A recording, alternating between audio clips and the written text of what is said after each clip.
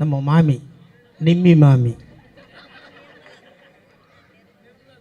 அது சொல்லுது, என்ன இதுனா ஏடிஎம் மிஷினா? நாங்கள் கொடுத்தா எங்கள் காசில் வயிறு வளர்க்குற நீ எனக்கு காசு கொடுக்க மாட்ட.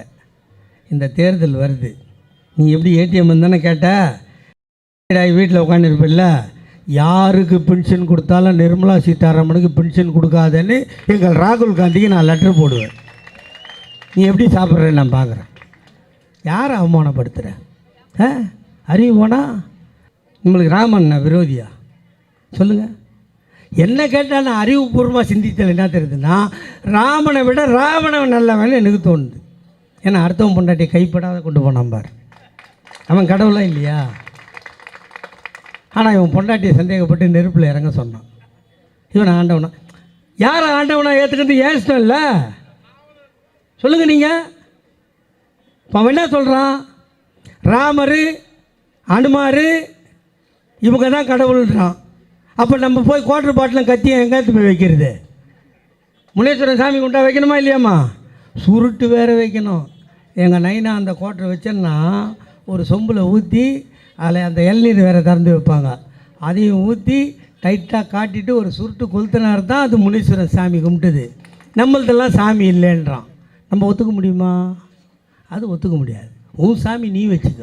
ஒருத்தர் இருந்தார் எல் முருகன், இங்கே ஒருத்தர் தலைவர், ஒரு டப்பாவில் ஒரு வேலை குத்திட்டு வெற்றிவேல் வெற்றிவேல் வெற்றிவேல்னு வந்தார். அமித்ஷா வந்தப்போ அதே மாதிரி வெற்றிவேல்னு தூக்கிட்டு போனான். பாதுகாப்பு அதிகாரி அதை பிடிங்கி குப்பியில் போட்டுட்டான். வெற்றிவேலுக்கு அவமானம் ஆச்சா? வெற்றிவேல்னு சொன்னேன், முருகரும் கன்னத்தில் அடித்து காலி பண்ணிட்டார். அடுத்து என்ன பண்ணான்? கேரளாவுக்கு போனான்.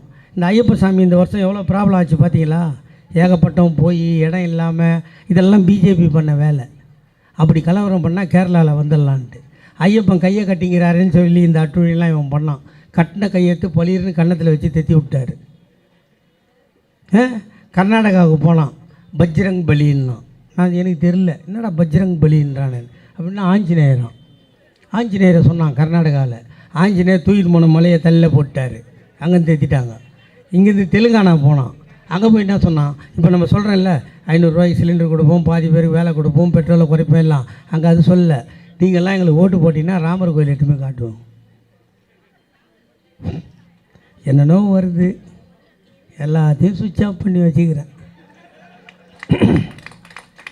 இந்த கட்சி நாங்கள் வந்தோடனே தேர்தலில் போட்டி போட்டு ஆட்சியை பிடிக்கணுன்னு ஆரம்பித்த கட்சியா? இப்போ கூட விஜய் கட்சி ஆரம்பித்தார்ல. இந்த 24 தேர்தல் என்ன இன்னொன்றும் நோ பார்லிமெண்ட், ஒன்லி அசம்பிளி. நிற்கிறோம், அடிக்கிறோம், ஸ்ட்ரைட்டாக கோட்டையில் போய் இறங்கி சேரில் உட்காந்துக்கிறோம் தானே. அதை விட இன்னொருத்தர், அவர் யார்? சரத்குமார். ஏங்க 4-5 கூட்டம் பேசிட்டு வந்தால் வாய் சிக்காதா? சட்டசபையிலே அவ்வளோ மொழி பேசுகிற ஜெயலலிதாவே சட்டசபையில் வாய் ஸ்லிப்பாகும்னு சொல்லுவோம். எனக்கு ஆகாதா? அவர் இல்லை, அவரை அவங்க மாமியார் கூப்பிட்டு கேட்டுதான், எப்பா எல்லாரும் முதலமைச்சர் ஆகிட்டான், நீ எப்பப்பா ஆக போகிற? ஏங்க நான் சொல்ல அந்த ஆள் மைக்கு போட்டு மேடை போட்டு சொன்னானா? ஆச்சா, இப்போ இங்கே கூட்டத்துக்கு வந்துக்கிறேன்னா, இப்போ நீங்கள்லாம் விட்டா ஒரு 10-10:30 போயிடுவேன். இல்லை வேறு எங்கன்னா போனால் லேட்டாக போவேண்ணா. ஒவ்வொரு ஆம்பளையும் வீட்டுக்கு போனால் பொண்டாட்டி எழுப்போம்ல, நானும் எழுப்பேன், நீ எழுப்பேன். ஒருத்தன் நைட்டு 2:30 மணிக்கு எழுப்புறான். அது தூக்கத்தில் போட்டு கண்ணை கசிக்கி, என்ன மாமா நேற்றுக்கு எழுப்புற, நம்ம மோடிக்கிட்ட போயிடலாமா? ஏண்டா 2:30 மணிக்கு கேட்குற கேள்வி வேடா இது? போது கொஞ்சம் போயிட்டான் சாமி. அந்த சமுதாயம் இருக்க, நாடார் சமுதாயம், இந்த நாட்டில் கணக்கு வழக்கு கண்டுபிடிப்பதற்கு முன்னால், கம்ப்யூட்டர் வருவதற்கு முன்னால், கால்குலேட்டர் வருவதற்கு முன்னால் 1 ரூபாய் முதலீடு செய்தால் 25 காசு லாபம் பார்க்க வேண்டும் என்று கண்டுபிடித்த இனம் நாடார் இனம். எறும்புக்கே சுறுசுறுப்பை கற்றுக் கொடுத்த இனம் நாடார் இனம். அது பெருந்தலைவர் காமராஜர் இனம். ஒவ்வொரு இனத்துலேயும் ஒரு துரோகி இருப்பான்ல, ஒவ்வொரு இனத்துலேயும் ஒரு ஈனப்பையன் இருப்பான்ல, அது மாதிரி இது ஒரு ஈனப்பையன். அப்பம் பேரை இன்சலாக எதுக்கு வைக்கிறோம்? அப்பம் பேரை எதுக்கு சார் இன்சலாக வைக்கிறோம்? இன்னாரோட புள்ளைன்னு சொல்கிறதுக்கு தானடா. அது வைக்கலைன்னா அட்ரஸ் இல்லாதவன் அர்த்தம் இல்லை. நாங்கள்லாம் பட்டா லேண்டு, தாத்தா அப்பனெல்லாம் சொல்லுவோம். நீங்கள்லாம் புறம்போக்கு லேண்டு.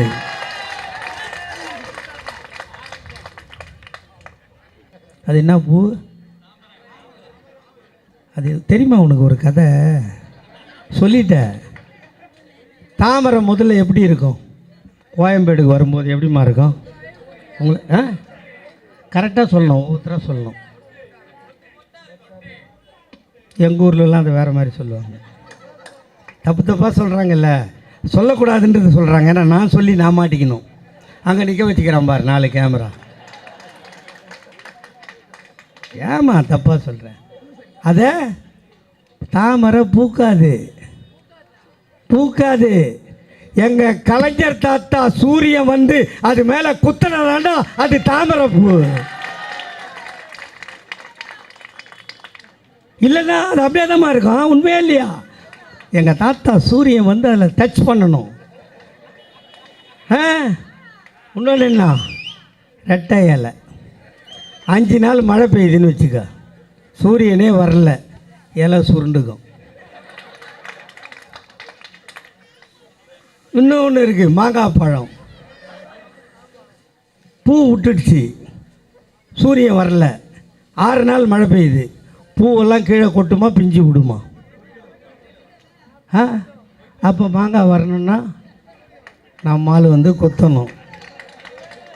எதுவுமே இந்த நாட்டில் இயங்கணும்னா அதை விட கூத்து 5 நாள் மழை பெஞ்சு சூரியன் வரலன்னா நம்ம உடம்பே நம்மளுக்கு நாற்று அடிக்கண்டா பாவீங்களா? இது எல்லாத்துக்கும் சூரியன் தான் ஓணும் இல்லையா? நாங்கள் ஓட்டு கேட்கறதுல ஒரு நியாயங்குது. இவ்வளோ செஞ்சு கொடுத்துருக்கோம், பண்ணியிருக்கோம். இந்த பாலத்தை கட்டி திறந்துருக்கோம்.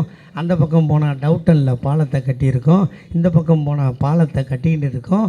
பாலமும் சாலையும் எல்லாம் கட்டுறோம். இதுக்கு நரேந்திர மோடி மாமா தர செலவு எவ்வளோ தெரியுமா? 1 ரூபா நம்ம கொடுத்தா 29 பைசா நம்மளுக்கு. இது எல்லாருக்கும் அப்படியே தந்தா நம்மளுக்கு அப்ஜெக்ஷன் இல்லை. நம்மளுக்கு 29 பைசா. உத்தரப்பிரதேசம்னா 3 ரூபா, பீகார்னா 7 ரூபா. அவனும் அதே 1 ரூபா தான் தரான். இது எங்கே போய் அடிச்சுக்கிறது? நம்மளை என்ன சொன்னான்? நான் கல்யாணம் பண்ணும்போது அரசாங்கம் சொல்லிச்சு, 2 பெற்றால் இன்பமயம், நாம் இருவர் நமக்கு இருவர். நான் 2ஓட ஸ்டாப் பண்ணிட்டேன். முடிஞ்சிச்சா? என் பசங்களுக்கு கல்யாணம் பண்ணேன். அப்போ என்ன சொன்னால், 1 பெற்றால் ஒளிமயம்னா. இது அப்பயே சொல்லியிருந்தால் நான் உன்னோட நிறுத்தியிருப்பேன். இவன் இப்போ தான் சொன்னான். அதனால் என் பசங்களுக்கு 1 பெற்றால் ஒளிமயம். நம்ம எல்லாம் அரசாங்கம் சொல்கிறத கரெக்டாக கேட்டு சிந்தித்து அந்த அரசாங்கத்துக்கு கட்டுப்பட்டவங்க நம்பன்றதுனால இதை பண்ணிட்டோம். ஆனால் வடநாட்டில் எதை பற்றியும் கவலை இல்லை. அவன் டை அடித்து தள்ளுற மாதிரி அடித்து தள்ளிட்டான். எதுவும் கேட்பாருமே பேரே கிடையாது. அதனால் என்ன ஆக போகுதுன்னா, இது சிரிக்கிறதுக்கு சொல்ல, சிந்திக்கிறதுக்கு சொல்கிறேன். 543 பார்லிமெண்ட் மெம்பர் இப்போது கலாநிதி வீராசாமியோடு சேர்த்து நம்ம தமிழ்நாட்டுக்கு 39, பாண்டிச்சேரிக்கு 1. இப்போ இந்த 543 800 மாற்ற போகிறாங்க. 800 சீட்டாக. அப்போ 39 45 ஆகணுமா? ஆகணும்ல? ஆகாது. நம்மளுக்கு 30 ஆகிடும். அங்கே எல்லாம் ஏறிடும். ஏன்னா அங்கே மக்கள் தொகை ஜாஸ்தியாக இருக்கான். அந்த திட்டத்தை நரேந்திர மோடி கொண்டு வரார். அப்படி கொண்டு வந்து நம்மளுக்கு 30 எம்பி ஆகிட்டா நம்ம ஓட்டு போடுற சக்தி நம்மளுக்கு குறையும். நம்ம திருத்தம் கொண்டு வர முடியாது.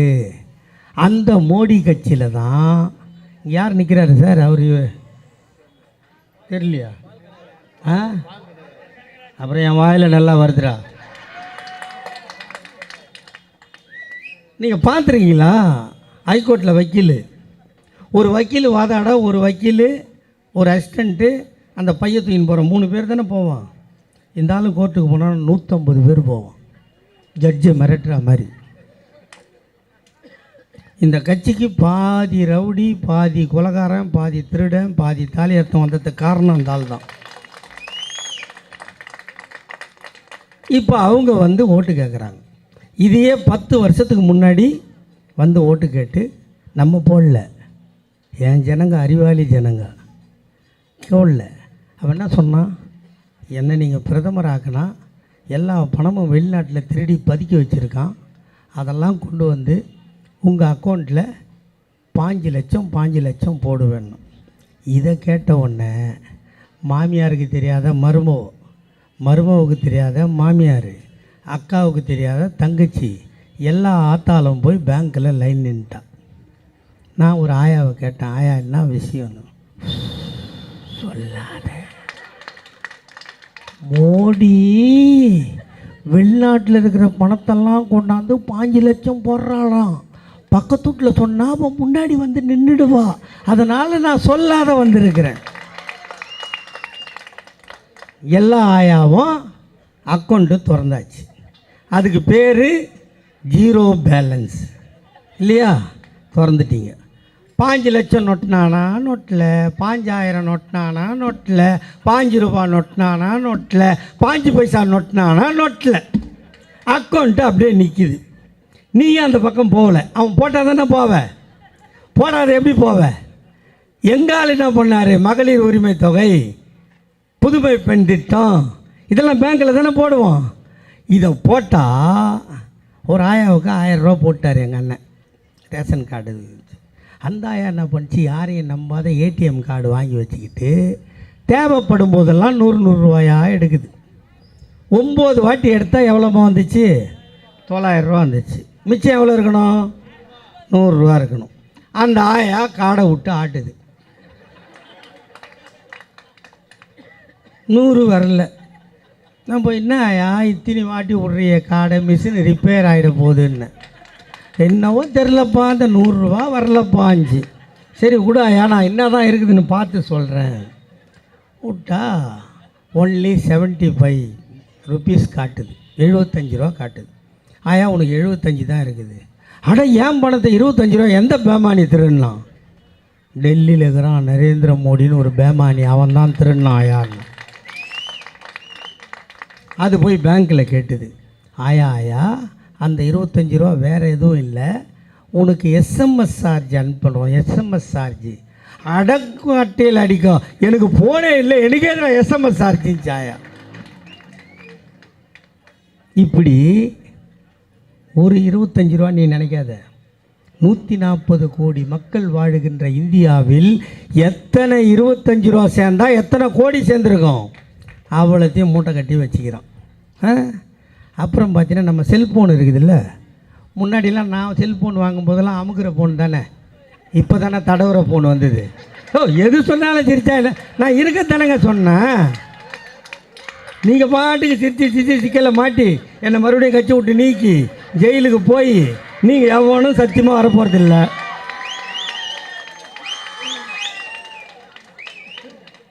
ஃபோனு கண்டுபிடிச்சான்ல, அவன் சும்மா ஒரு கார்டு போடுற மாதிரி தானே கண்டுபிடிக்கணும். இப்போ எந்த ஃபோன் வாங்கினாலும் 2 சிம்மு. நம்ம ஆளுங்களுக்கு காலியாக இருந்தால் பிடிக்கவே பிடிக்காது. ஜியோ வச்சுருந்தா ஏர்டெல். இப்போ நான் பார்த்தீங்கன்னா பிஎஸ்என்எல். இப்போ நான் ஊரா கூட்டம் பேச போகிறேன்ல, பிஎஸ்என்எல் சில நேரம் வேலை செய்யாது. அதுக்கு நான் காங்கிரஸ் ஆட்சியில் ஒரு ஏர்டெல் நம்பர் போட்டால் 24 ரூபாய்க்கு ரீசார்ஜ் பண்ணால் 6 மாதம் இன்கம்மிங் வரும். கரெக்டாம்மா? 6 மாதம் இன்கம்மிங் வரும். ஏன் கரெக்டாக உன்னை கேட்குறேன்னா, தப்பாக இருந்தால் நீ என்னை பெற்ற ஆத்தா, நீ வந்து உன் செருப்பை கட்டி அடித்தாலும் நான் வாங்கிக்குவேன். நான் ரைட்டாக இருந்தால் யாரை சொன்னோன்னா அவனை உதைக்கணும். ஆக நீ அடிக்கணும் கண்டிப்பாக. எந்த அடி இல்லை அங்கே அடி இல்லையா? 6 மாதத்துக்கு 24 ரூபா. அது என்னாச்சு? 25 ரூபாயில் ஆரம்பித்து 49 ரூபா வந்ததா? 49 ரூபாயிலேருந்து 99 ரூபா வந்ததா? 99 ரூபாயிலேருந்து 155 ரூபா வந்ததா? 155லேருந்து இப்போ 179. ஆனால் 6 மாதம் வேலை செய்யுமான்னா செய்யாது, 28 நாள். இந்த காசுலாம் யார் தாலி அறுத்து கொடுக்குறது? கேட்பனா கேட்க மாட்டேனா? இவ்வளோத்தையும் வாங்கி வச்சுக்கிறிய, நம்மளுக்கு வெள்ளம் வந்ததில்ல, மழை வந்ததில்லை. ஏண்டா படுபாவி, எனக்கு சேர்த்து தாண்டா நீ பிரதமர். சொல்லிச்சே என் தங்கச்சி, பிச்சை கேட்குறியா? இது என்ன ஏடிஎம் மிஷினான்னு? உனக்குன்னு தனியாக பணமே கிடையாது. எங்களை மாதிரி ஸ்டேட்லாம் கொடுத்தா வாங்கிறது. இதுக்கு முன்னாடி எப்படி இருந்துச்சுன்னா, நம்ம வரி வாங்குவோம், சேல்ஸ் டேக்ஸு, அந்த சர்ச்சார்ஜ் எல்லாம் நம்ம வாங்கி அவனுக்கு கொடுப்போம், நம்மளுக்கு போக எடுத்துக்கிட்டு. இந்த எடப்பாடி இங்கே ஆட்சியில் இருந்தான்ல, எவன் ஒன்றா வரலாம் எவன் ஒன்றா போனான்னு கதவு திறந்து தானே படுத்துருந்தான் எடப்பாடி. அவன் வந்தான், முதுகில் குத்தினான், சட்டத்தை பாஸ் ஆக்கிட்டான். இப்போ மொத்த பணத்தையும் அவன் வாங்கி வச்சுன்னு நம்மளுக்கு கொடுக்க மாட்டேன்றான். இதை கேட்டால் சண்டைக்கு வராங்க. நிதி மந்திரியாக இருக்கிறாங்க நம்ம மாமி, நிம்மி மாமி. அது சொல்லுது, என்ன இதுனா ஏடிஎம் மிஷினா? நாங்கள் கொடுத்தா எங்கள் காசில் வயிறு வளர்க்குற நீ எனக்கு காசு கொடுக்க மாட்டேன். இந்த தேர்தல் வருது, நீ எப்படி ஏடிஎம் தானே கேட்ட? வீட்டில் உட்காந்துருப்பில்ல, யாருக்கு பென்ஷன் கொடுத்தாலும் நிர்மலா சீதாராமனுக்கு பென்ஷன் கொடுக்காதேன்னு எங்கள் ராகுல் காந்திக்கு நான் லெட்டர் போடுவேன். நீ எப்படி சாப்பிட்றேன்னு நான் பார்க்குறேன். யாரை அவமானப்படுத்துகிற? அறிவு போனா? நான் சொன்னேன், இவ்வளோ திட்டமும் எங்கள் அண்ணன் தளபதி செய்கிறாரு. இந்த 29 பைசாவில் இவ்வளோ செய்கிறாருன்னா இன்னும் எக்ஸ்ட்ரா கொடுத்தா எவ்வளோ பண்ணுவார்? அதை சொன்னால் திமுகவா? அவங்க தாத்தா முதலமைச்சர், அவங்க அப்பா முதலமைச்சர், அப்புறம் இவர் பேர முதலமைச்சர். இது நான் மன்னர் ஆட்சியா? ஏண்டா புள்ள பிறக்கிறது ஒரு பாவமாடா? ஏமா நம்ம வீட்டில் ஒரு கல்யாணம் பண்ணி வைக்கிற, கல்யாணம் பண்ணி வச்சா ஆம்பளை டீ கடைக்கு போவான் ஒரு 6 மாதம் கழிச்சு. என்ன கேட்போம்? மாப்பிள்ளை போட்ட முதல்ல எடுத்துட்டியா கேட்பானா கேட்க மாட்டானா? அவன் இல்லைன்னு சொல்கிறதுக்கு எவ்வளோ அவமானப்படுவான் தெரியுமா? அவனுக்கு புள்ள பிறக்க வக்கு இல்லாதவன்னு பட்டம். அந்த பொண்ணுக்கு பொண்ணு இல்லைன்னு சொன்னான்னு வச்சுக்கா, ஓ இவன் கொட்டு போகுது, பிள்ளை இல்லாத கொட்டு ஓரமாக போடி, வெளியே போக மாட்டீங்கல்ல. அப்போ கல்யாணம் பண்ணால் புள்ள பெக்கணுன்றது விதி. எங்கள் ஐயா கலைஞருக்கு ஆண்மை இருந்தது, எங்கள் அண்ணன் தளபதி வந்தான். எங்கள் அண்ணன் தளபதிக்கு ஆண்மை இருந்தது, எங்கள் அண்ணன் உதயநிதி வந்தான். வாரிசு இல்லைன்னா ஆஸ்பத்திரிக்கு போங்கடா, எங்கள் அடி வைத்த தடவி பார்க்காத. இது ஒருவேளை இது ஹெல்ப் பண்ணுற வேலையாம்மா? இது பலுவை தூக்கி வச்சுருந்தா கூட சேர்ந்து தூக்கி வச்சுமே வச்சிடலாம். ஒரு கல்தறி எதனா கை பிடிச்சி எத்துமே விடலாம். இதுக்கு போய் எங்களுக்கு சொன்னால் நாங்கள் என்ன பண்ண முடியும்? இதுக்கு அது பண்ணால் தப்புடா. அது கூட தெரியல உங்களுக்கு. அது தெரியாத வாரிசு வாரிசு வாரிசு. காமராஜருக்கு வாரிசு இருந்தால் வந்திருப்பான், இல்லை. எம்ஜிஆருக்கு வாரிசு இருந்தால் வந்திருப்பான், இல்லை. ஜெயலலிதாவுக்கு வாரிசு இருந்தால் வந்திருக்கோம், இல்லை. அதுக்கு நாங்கள் என்ன பண்ண முடியும் சொல்லு?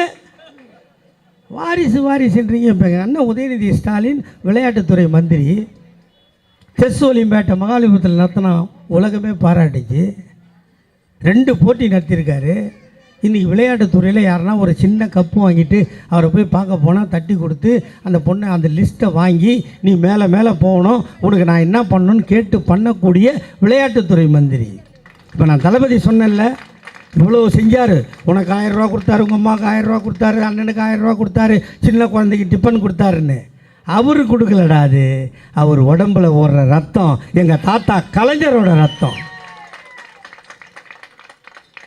பணம் வச்சுக்கிறலாம் கொடுக்குறானா? கொடுக்கணுன்ற மனம் இருக்கிறவன் தான் கொடுப்பான். எங்கள் அண்ணன் தளபதிக்கு மனம் இருக்குது, கொடுக்குறாரு. எல்லாருக்கும் ஏன் தளபதி பார்த்தா கோபம் சொல்லு? கலைஞர் தாத்தாவாக இருந்தால் 5 வருஷம் ஆட்சி வச்சுருப்பார், அடுத்த 5 வருஷம் கொடுத்துருவார். நீ கொஞ்ச நாள் பாரு ரெஸ்ட்டுக்கு.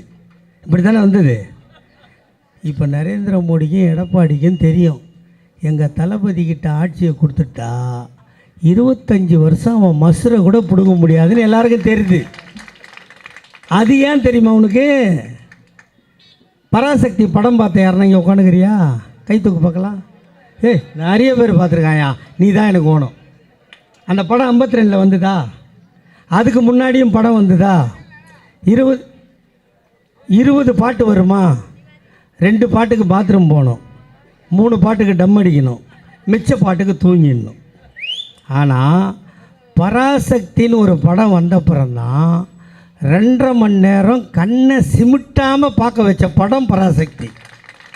அப்போ எவனோ கடையில் விற்கிற மையை வாங்கி கலைஞர் ஐயா கையில் இருக்கிற பேனாவில் ஊற்றுனா அந்த கைப்பட்ட மைக்கு எவ்வளோ பவர் இருந்தா, எங்கள் அண்ணன் தளபதி அவர் சொந்தமாக ஊற்றின மை அதுக்கு எவ்வளோ பவர் இருக்கும்?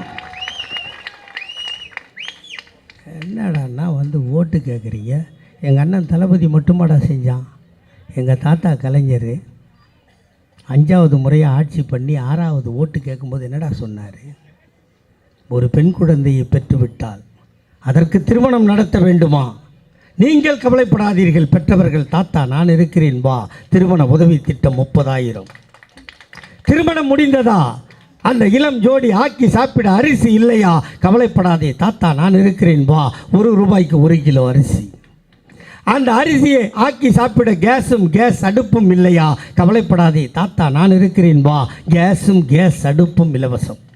ஆக்கி சாப்பிட்ட ஜோடிக்கு பொழுது போகவில்லையா, கவலைப்படாதே தாத்தா நான் இருக்கிறேன் வா, இலவசமாய் வண்ண தொலைக்காட்சி பெட்டி தருகிறேன். சந்தோஷமாக வாழ்ந்தார்களா, மணமகள் கர்ப்பமாகி போனாளா, 7 மாதம் ஆகி போனதா, அவனுக்கு சத்தான உணவு வாங்கி கொடுக்க கணவனுக்கு வக்கில்லையா, கவலைப்படாதே தாத்தா நான் இருக்கிறேன் வா, மாதம் 1000 3000 தருகிறேன், சத்தாக சாப்பிட்டு முத்தாக பெத்து போடு. பெத்து போட்ட பிள்ளைக்கு பால் சுரக்கவில்லையா, கவலைப்படாதே தாத்தா நான் இருக்கிறேன் வா, மீண்டும் 3000 தருகிறேன், சத்தாக சாப்பிட்டு முத்தாக காப்பாற்று. வளர்ந்து விட்ட பள்ளிக்கு போக வேண்டுமா, ஸ்கூல் ஃபீஸ் கட்ட பணம் இல்லையா, கவலைப்படாதே தாத்தா நான் இருக்கிறேன் வா, school fees free, uniform free, புத்தகம் ஃப்ரீ, புத்தகம் போடுகின்ற பையும் ஃப்ரீ, அவன் பஸ்ஸிலே போவதற்கு பஸ் பாஸும் ஃப்ரீ. பள்ளிக்கு போன பிள்ளை சவலையாக இருக்கிறானா, கவலைப்படாதே தாத்தா நான் இருக்கிறேன் வா, சத்துணவில் வாரம் 5 முட்டை தருகிறேன். அவன் முட்டை சாப்பிட மாட்டானா, அவனுக்கு வாழைப்பழம் தருகிறேன். அவன் படித்தானா, +1 போனானா, சைக்கிள் ஓட்டுவானா, உனக்கு வாங்கி கொடுக்க வக்கில்லையா, கவலைப்படாதே தாத்தா நான் இருக்கிறேன் வா, இலவசமாய் சைக்கிள் தருகிறேன். +1 +2 முடித்தானா, அவன் கல்லூரிக்கு போக வேண்டுமா, காலேஜுக்கு பணம் கட்ட ஃபீஸ் இல்லையா, கவலைப்படாதே தாத்தா நான் இருக்கிறேன் வா, காலேஜ் ஃபீஸும் ஃப்ரீ. அவனும் காதலித்தானா, அவனும் பிள்ளை பெற்றானா, அவனுக்கும் கொடுத்து கொண்டே இருக்கிறேன். இப்படி கொடுத்து பெத்து பெத்து வயதாகி போனாயா, நீயும் கவலைப்படாதே தாத்தா நான் இருக்கிறேன் வா, மாதம் ₹750 பென்ஷன் தருகிறேன். 58 வயது ஆகி போனதா, பஸ் பாஸ் தருகிறேன். பேரனை பார், பேத்தியை பார், சந்தோஷமாக வாழு. காலம் கெட்டு போனதா, நீ சிக்காகி போனாயா, ஆஸ்பத்திரிக்கு போவதற்கு ஆட்டோவிற்கு பணம் இல்லையா, கவலைப்படாதே தாத்தா நான் விட்ட 108 ஆம்புலன்ஸை கூப்பிடு. இலவசமாய் ஆஸ்பத்திரிக்கு போ. ஆஸ்பத்திரியில் படுத்தாயா, அங்கே வைத்தியன் பணம் கேட்கிறானா, உன்னிடம் பணம் இல்லையா, கவலைப்படாதே தாத்தா நான் கொடுத்த கலைஞர் காப்பீட்டு அட்டையை காட்டு. 1 லட்சம் ஃப்ரீ. வைத்தியம் பார், வீட்டுக்கு வா. காலம் கெட்டு போனதா, நீ செத்து போனாயா, உன் பிணத்தை தூக்க 4 பேர் இல்லையா, தன்மானம் தடுக்கிறதா, கவலைப்படாதே தாத்தா நான் போட்ட சட்டம் மார்ச்சரி வேணும் ஃப்ரீ. வீட்டுக்கு கொண்டு வந்தாயா, பார்த்தாயா, அழுதாயா, ஈமைக்கிறதா, கவலைப்படாதே தாத்தா நான் போட்ட சட்டம் ஃப்ரீசர் பாக்ஸும் ஃப்ரீ. பார்த்தாயா, அழுதாயா, சுடுகாடு போனாயா, புதைக்க வேண்டுமா, கொளுத்த வேண்டுமா, தாத்தா நான் போட்ட சட்டம் கொளுத்துவதும் ஃப்ரீ, புதைப்பதும் ஃப்ரீ. இப்படி கருவறை முதல் கல்லறை வரை இலவசங்களை வாரி வழங்கிய உலகத்தில் ஒரே முதல்வர் எங்கள் தாத்தா டாக்டர் கலைஞர். சொல்றா எத்தனை கட்சி நடத்துறீங்க, எவ்வளோ பேரா கட்சி நடத்துவீங்க? ஒருத்தன் வந்து சொல்கிறா என் பக்கத்தில் நின்று, இப்போ நான் படித்தேனா, பார்த்து படித்தேனா, உணர்ச்சிடா, நான் படிக்கணும்னு நினச்சேன், எங்கள் தாத்தா ஆட்சியில் இல்லை, இது மாதிரி கை போச்சு கால் போச்சு, பியூசி வரைக்கும் தான் படிக்க முடிஞ்சது, மேலே வக்கு இல்லை.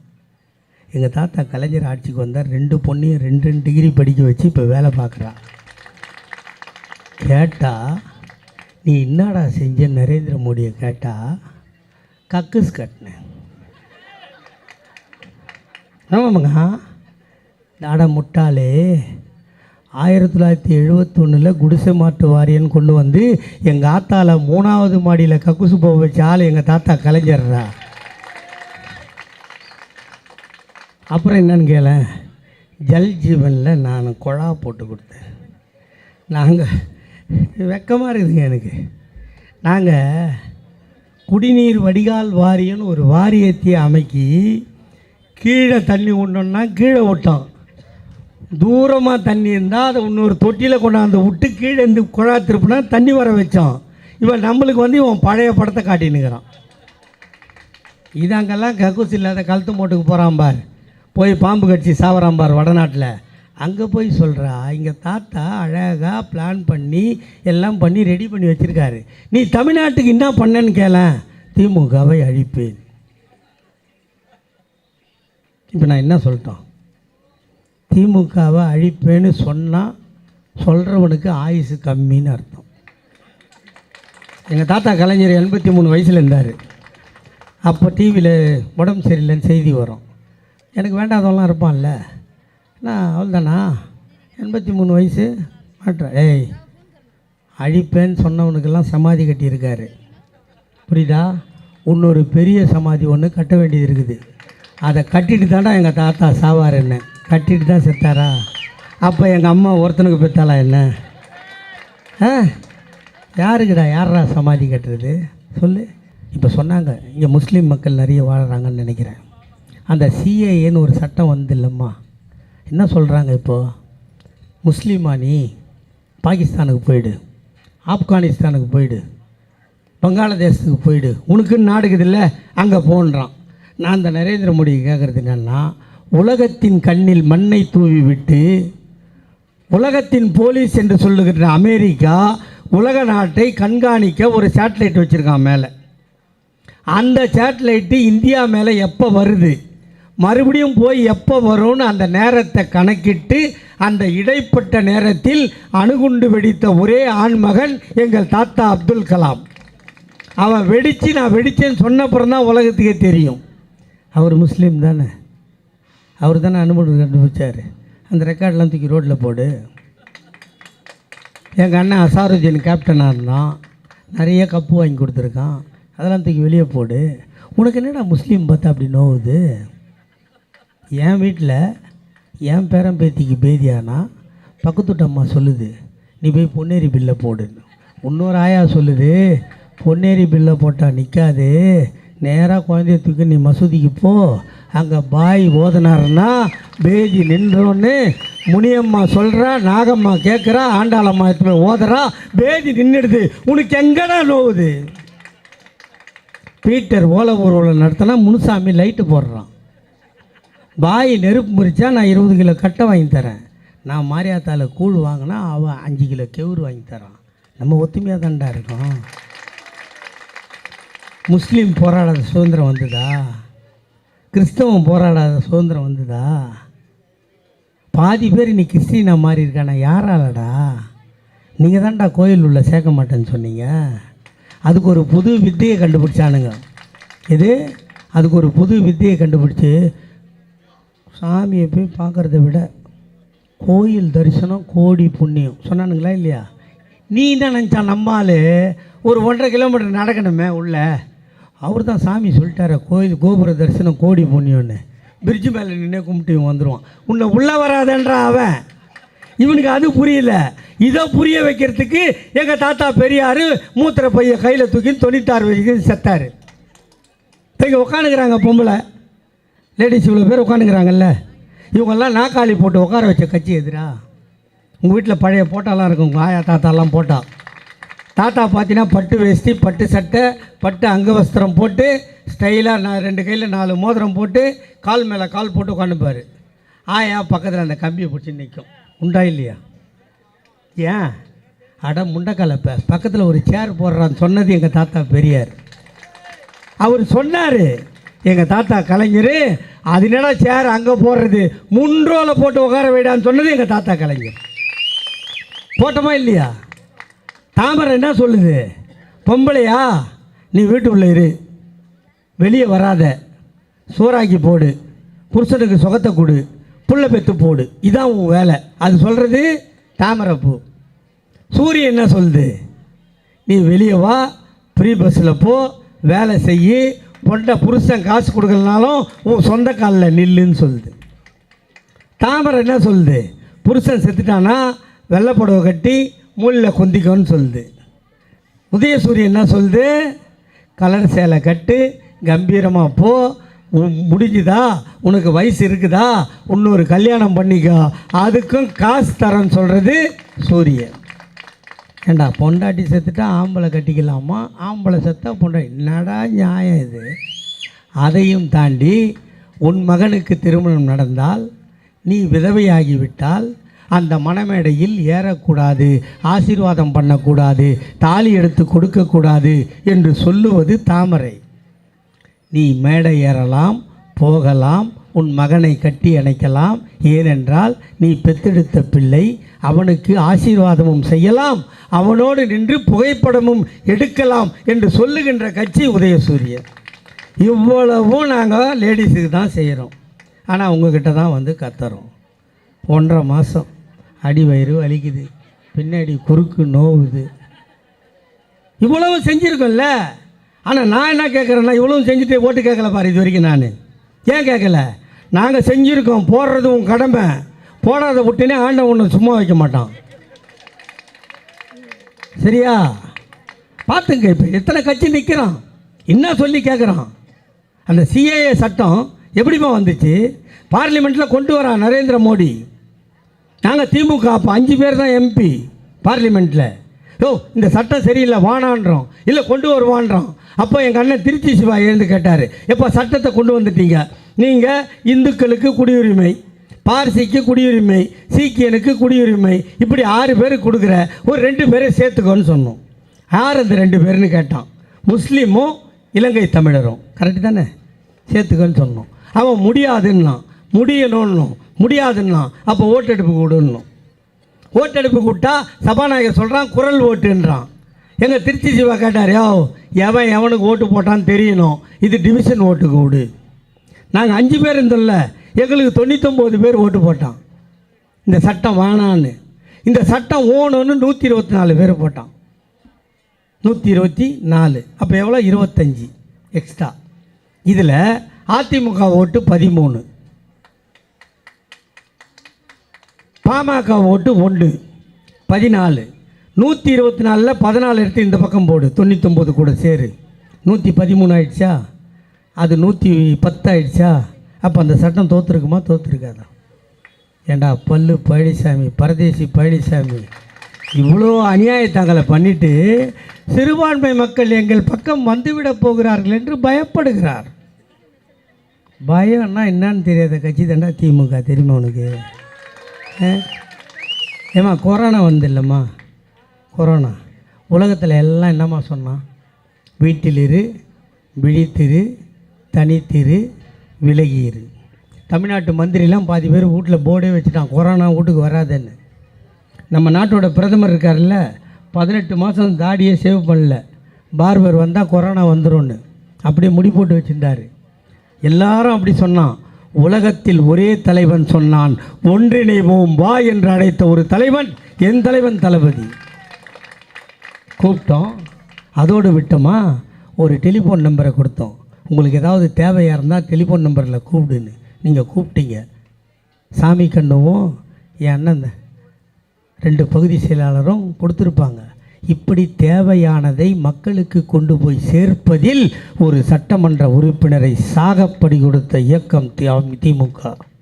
ஒருத்தர் செத்து போயிட்டான், ஒரு எம்எல்ஏ. ஒன்றிய செயலாளர்கள், வட்ட செயலாளர்கள் செத்து போனோம், எங்களை கொடுத்து பலி கொடுத்து உங்களை காத்த கட்சி திமுக. அப்போ சொன்னோம், அட பாவி எடப்பாடி, மக்கள் கஷ்டப்படுறாங்க, ஒரு 5000 ரூபா பணத்தை கொடு, அப்புறம் பார்த்துக்கலாம். எங்கே பணம் இருக்குது? 1000 ரூபா கொடுப்பேன், அதுக்கு மேலே தர முடியாதுன்னா. ஒரு மாதத்துக்கு கேபிள் டிவி கனெக்ஷன் எவ்வளோம்மா? 300 ரூபா. 3 மாதத்துக்கு கேபிள் டிவி கொடுத்தா வயிற்றில் நான் ஈர துணி போட்டு நான் படுகிறது.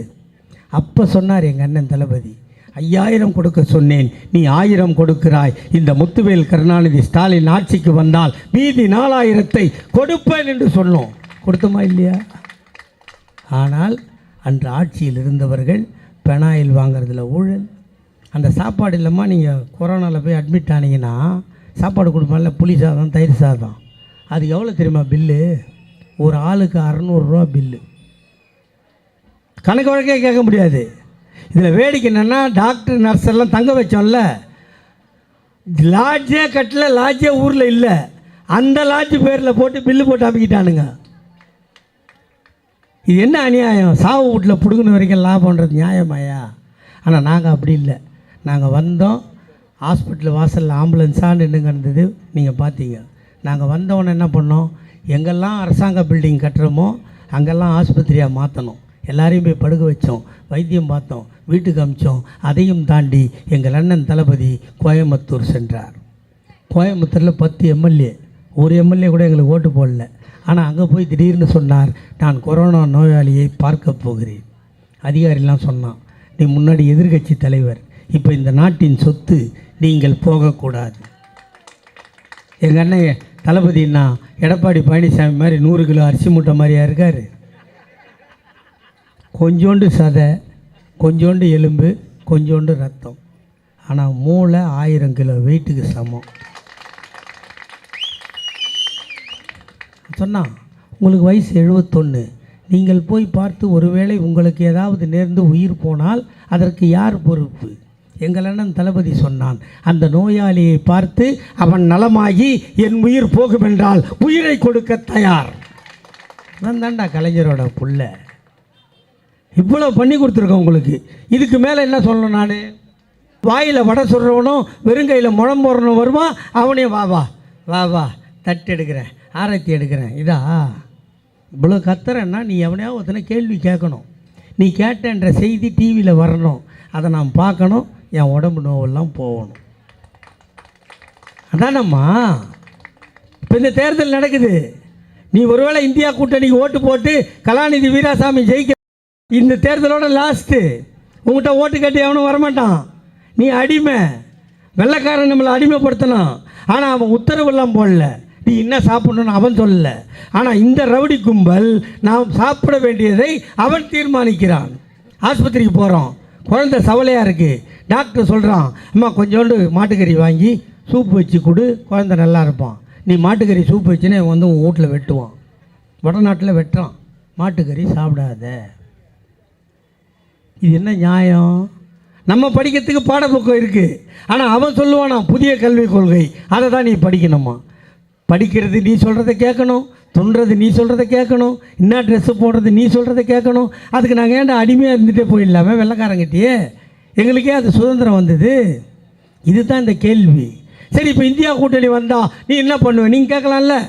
இப்போ இருக்கா நரேந்திர மோடி, செல்ஃபோனுக்கு விலை ஏற்றிட்டான், அதை ஏற்றிட்டான். இந்தியா கூட்டணி ஆட்சிக்கு வந்து பதவி ஏற்றால் அடுத்த நாள் 1200 ரூபாய் கொடுத்து வாங்குகின்ற சிலிண்டர் 500 ரூபாய்க்கு தருவோம். இது நரேந்திர மோடி மாதிரி வாயில் வடை சொல்கிற கூட்டம் இல்லை. சொன்னால் செய்கிற எங்கள் தளபதியோட தம்பி சொல்கிறேன், அடுத்த நாள் 500 ரூபாய்க்கு சிலிண்டர் கிடைக்கும். அப்புறம் என்ன கிடைக்கும்? அரசாங்க வேலை. அரசாங்க வேலையில் 100 பேர் வேலை செஞ்சால் 50 பொம்பளை சத்தியமாக இருக்கணும். அதை சட்டமாக்குவோம். பெட்ரோல் விலையை குறைப்போம், டீசல் விலையை குறைப்போம். மத்திய சர்க்காரில் நிரப்பப்படாமல் இருக்கின்ற 33 லட்சம் வேலைகளை ஓராண்டுக்குள் நிரப்பி காட்டுவோம். இவ்வளோ சொல்கிறோம், அவன் ஒன்றுமே சொல்கிறதில்ல. இவங்கெல்லாம் சாமிக்கு விரோதி. நம்ம என் நெத்தியில் இருக்கிற பொட்டு கலைஞ்சிட்ருக்கோன்னு நினைக்கிறோம். இருக்கா பார்த்தியா? எங்கள் ஆத்தா வச்ச பொட்டு அது எப்படி இருக்கும்? இந்த பொட்டு என்ன பொட்டு? இது பேர் என்ன சார்? செந்தூரம். கரெக்டாக சொன்னீங்க. இது ஏன் என்ன நெத்தியில் இருக்குது தெரியுமா?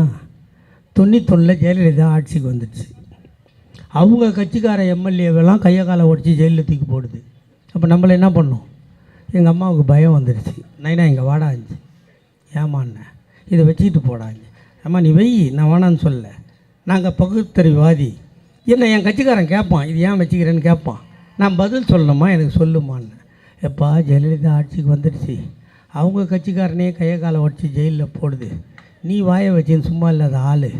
அதனால் நீ கூட்டம் பேசுனா ஜெயலலிதா போலீஸ்கள் சமைச்சு உன்னை பிடிக்க வந்தா ஆஞ்சநேயர் ஏபிடி பார்சல் சர்வீஸ் மாதிரி உன்னை தந்து வீட்டில் விட்டுருவார் சொல்லிச்சு. நான் வச்சுக்கிட்டேன். எங்கள் அம்மா இல்லை, அது ஞாபகமாக வச்சுருக்கேன்.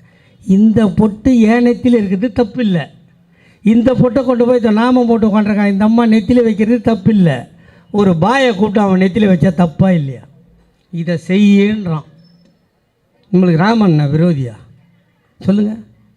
என்ன கேட்டால் நான் அறிவுபூர்வமாக சிந்தித்தல் என்ன தெரியுதுன்னா, ராமனை விட ராவணன் நல்லவன் எனக்கு தோணுது. ஏன்னா அடுத்தவன் பொண்டாட்டி கைப்படாத கொண்டு போனான் பார். அவன் கடவுளாக இல்லையா? ஆனால் இவன் பொண்டாட்டியை சந்தேகப்பட்டு நெருப்பில் இறங்க சொன்னான். இவன் ஆண்டவனா? யாரை ஆண்டவனா ஏற்றுக்கிறது ஏன் இஷ்டம் இல்லை? சொல்லுங்கள் நீங்கள். இப்போ அவன் என்ன சொல்கிறான்? ராமர், அனுமார் இவங்க தான் கடவுள்ன்றான். அப்போ நம்ம போய் குவார்டர் பாட்டிலும் கத்தியை எங்கேயாவது போய் வைக்கிறது? முனீஸ்வரன் சாமி கும்பிட்டா வைக்கணுமா இல்லையாம்மா? சுருட்டு வேறு வைக்கணும். எங்கள் நைனா அந்த கோட்டரை வச்சேன்னா ஒரு சொம்பில் ஊற்றி அதில் அந்த இளநீர் வேறு திறந்து வைப்பாங்க. அதையும் ஊற்றி டைட்டாக காட்டிட்டு ஒரு சுருட்டு கொளுத்தினார் தான் அது முனீஸ்வரன் சாமி கும்பிட்டுது. நம்மள்தெல்லாம் சாமி இல்லைன்றான். நம்ம ஒத்துக்க முடியுமா? அது ஒத்துக்க முடியாது. உன் சாமி நீ வச்சுக்கோ. ஒருத்தர் இருந்தார் எல் முருகன், இங்கே ஒருத்தர் தலைவர். ஒரு டப்பாவில் ஒரு வேலை குத்திட்டு வெற்றிவேல் வெற்றிவேல் வெற்றிவேல்னு வந்தார். அமித்ஷா வந்தப்போ அதே மாதிரி வெற்றிவேல்னு தூக்கிட்டு போனான். பாதுகாப்பு அதிகாரி அதை பிடிங்கி குப்பையில் போட்டுட்டான். வெற்றிவேலுக்கு அவமானம் ஆச்சா? வெற்றிவேல்னு சொன்னேன், முருகரும் கன்னத்தில் அடித்து காலி பண்ணிட்டார். அடுத்து என்ன பண்ணான்? கேரளாவுக்கு போனான். இந்த ஐயப்ப சாமி இந்த வருஷம் எவ்வளோ ப்ராப்ளம் ஆச்சு பார்த்தீங்களா? ஏகப்பட்டவன் போய் இடம் இல்லாமல், இதெல்லாம் பிஜேபி பண்ண வேலை. அப்படி கலவரம் பண்ணால் கேரளாவில் வந்துடலான்ட்டு ஐயப்பன் கையை கட்டிங்கிறாருன்னு சொல்லி இந்த அட்டுழியெல்லாம் இவன் பண்ணான். கட்டின கையெடுத்து பளிர்னு கன்னத்தில் வச்சு தெத்தி விட்டார். கர்நாடகாவுக்கு போனான், பஜ்ரங் பலின்னா. நான் எனக்கு தெரில என்னடா பஜ்ரங் பலின்றானு அப்படின்னா ஆஞ்சநேயரம். ஆஞ்சநேயரை சொன்னான் கர்நாடகாவில்.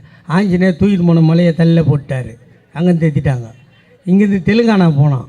அங்கே போய் என்ன சொன்னான்? இப்போ நம்ம சொல்கிறேன்ல 500 ரூபாய்க்கு சிலிண்டர் கொடுப்போம், பாதி பேருக்கு வேலை கொடுப்போம், பெட்ரோலை குறைப்போம் எல்லாம். அங்கே அது சொல்ல, நீங்கள்லாம் எங்களுக்கு ஓட்டு போட்டிங்கன்னா ராமர் கோயில் எட்டுமே காட்டுவோம்.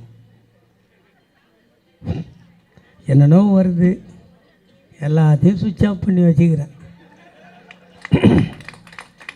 ஏன் என்ற கேள்வி கேட்காமல் வாழ்க்கை இல்லை. நீ கேட்காமல் இருந்ததுனால்தான் தாடி வச்ச மோடி, நரேந்திர மோடி உங்களெல்லாம் இம்சை கொடுக்குறான். நீ கேட்டு இருந்தீங்கன்னா செய்ய முடியாது. இங்கே இருக்கிறீங்க பெண்கள், உங்களை பார்க்கும்போது எனக்கு சந்தோஷமாக இருக்குது.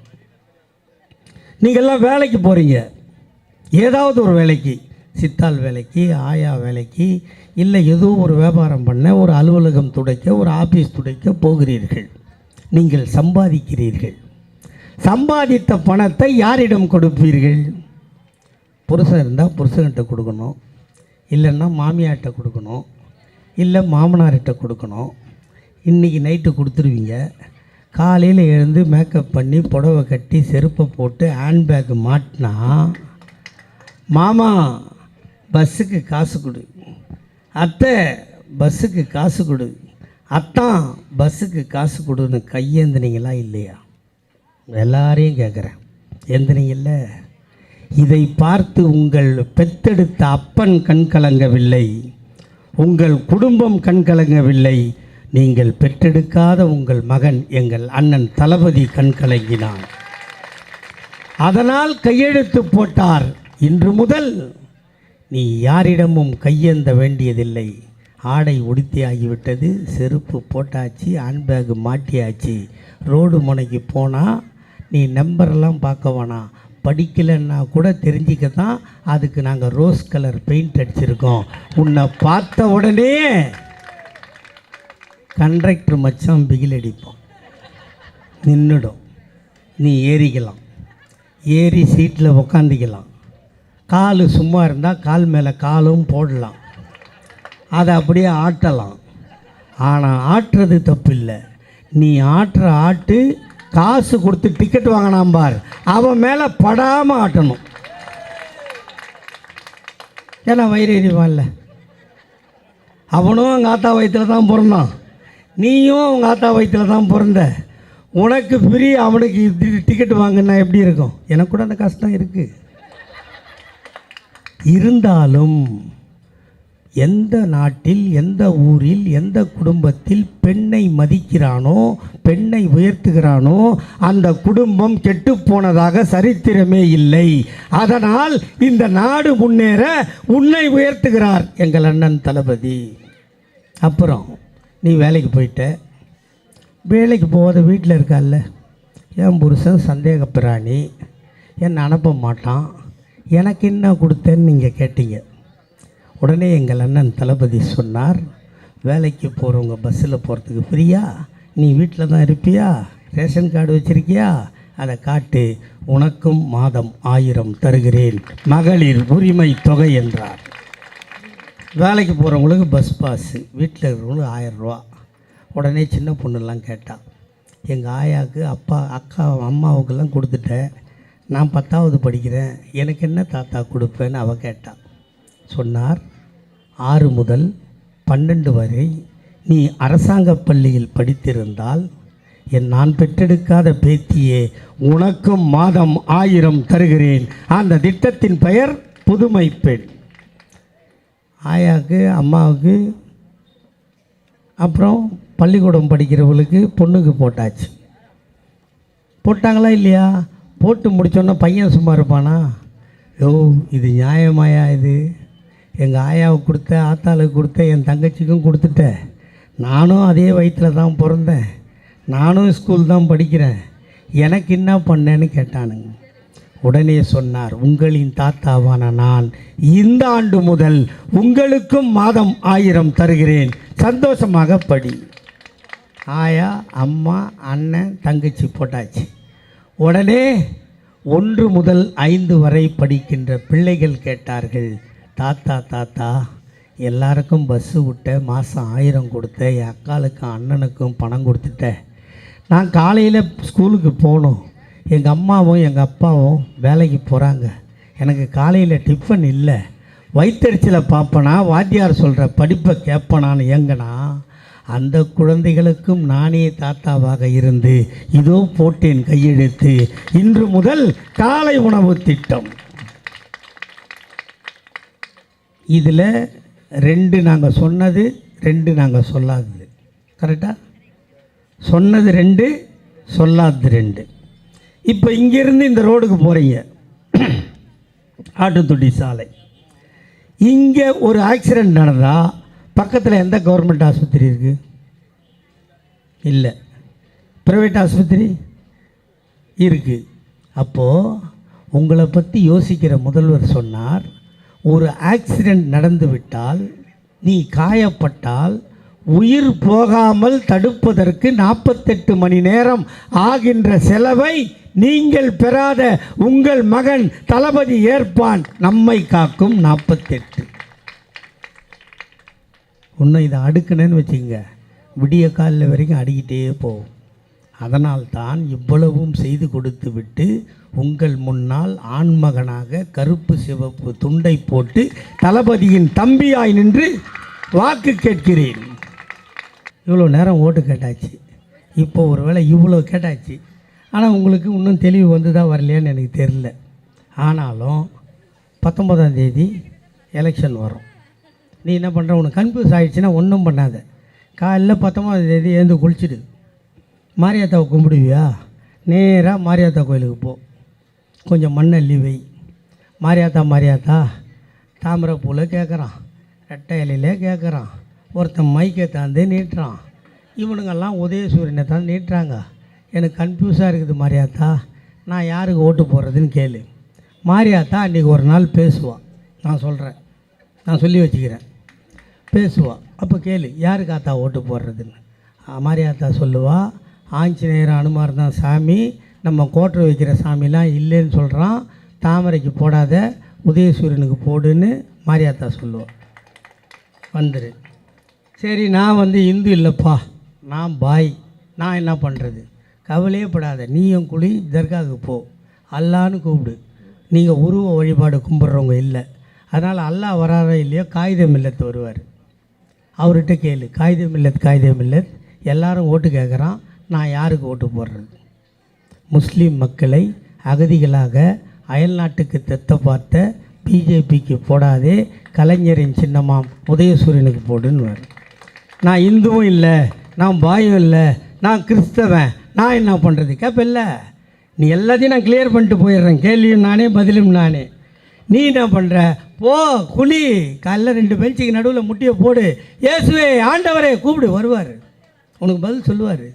எல்லாரும் ஓட்டு கேட்குறான், நான் என்ன பண்ணுறது கேளு.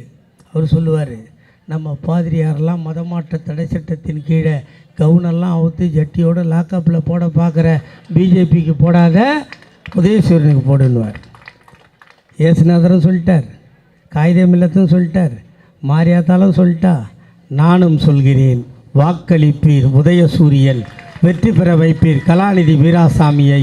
வாய்ப்புக்கு நன்றி. வெல்க தமிழ். வணக்கம்.